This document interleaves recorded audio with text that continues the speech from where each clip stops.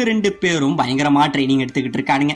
2 பேரும் சரமாரியா சண்டை போட்டுக்கிட்டு இருக்க முன்னைக்கு நம்ம கோகான் ஓரளவு தேறிட்டாங்க. இவன் அப்ப அங்கேயே இருந்து என்ன பண்றான், நம்ம பிக்கலோவோட மூஞ்சில ஒரு குத்து குத்தா பயங்கரமா அடி விழுந்துருது.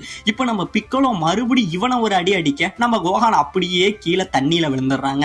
தண்ணியில விழுந்தவன் ஒரு பாறையை பிடிச்சிக்கிட்டு பிக்கலோ எனக்கு கொஞ்சம் ஹெல்ப் பண்ணுங்க அப்படின்னு கேட்க நம்ம பிக்கலோவும் என்ன பண்றான், கோகானை அப்படியே கையில தூக்கி வச்சுக்கிட்டு இதை விட இன்னும் அவங்களோட சண்டை கடினமா இருக்கும்டான்னு சொல்லி அப்படியே ஃபைட் பண்ணிக்கிட்டு மறுபடியும் இருந்து தூக்கி அடிச்சிடுறாங்க. நம்ம கோகான் பறந்து போய் விழுந்துடுறான். இப்போ ஒரு வழியா நைட் டைம் ஆகுது. அப்ப நம்ம பிக்கலோ கிட்ட நம்ம கோகான் கேட்கறான், ஆமா பிக்கலோ நீங்க உண்மையிலேயே என் அப்பா கூட சண்டை போட்டீங்களா அப்படின்னு கேட்க அதுக்கு நம்ம பிக்கலோ சொல்றாங்க, ஆமா கோகான் நான் சண்டை போட்டேன், ஆனா அது ஒரு முடிவில்லாத சண்டையா போயிடுச்சு. ஃபர்ஸ்ட் இந்த 2 சயான்ஸ் அழிக்கணும், அதுக்கப்புறம் தான் உங்க அப்பாவோட சண்டை போட்டு அவன் கதையை நான் முடிக்கணும் அப்படின்னு சொல்ல நம்ம கோகான் சொல்றாங்க, பிக்கலோ இனிமே நீங்க எங்க அப்பாவோட சண்டை போடுறதுக்கு அவசியம் கிடையாது, ஏன்னா நீங்க நல்லவனா மாறிட்டீங்க அப்படின்னு சொல்ல இவனுக்கு ஒரு ஷாக்கு, என்னது நான் மாறிட்டேனாங்கிற மாதிரி கேட்க, ஆமா நீங்க எப்பயோ நல்லவனா மாறிட்டீங்க, உங்களை பார்க்கும்போது எனக்கு ஒரு மாமா இருந்தா எப்படி இருக்குமோ அதே மாதிரி இருக்கு, என்னோட பச்சை மாமா நீங்க கிரீன் அங்கிள் அப்படிங்கிற மாதிரி நம்ம கோகான் பிக்கலோவை தன்னோட மாமாவா நினைச்சு ஒரு உறவு முறையை ஏற்படுத்தி வச்சிருக்காங்க. இப்ப இதெல்லாம் சொல்ல என்ன போய் கிரீன் அங்கிள் நாடா சொன்ன, அதெல்லாம் இல்ல ஒழுங்கா தூங்கு இல்லைன்னா நாளைக்கு ட்ரைனிங் உனக்கு இன்னும் கஷ்டமா இருக்கும்டான்னு நம்ம சொல்லி நம்ம பிக்கலோ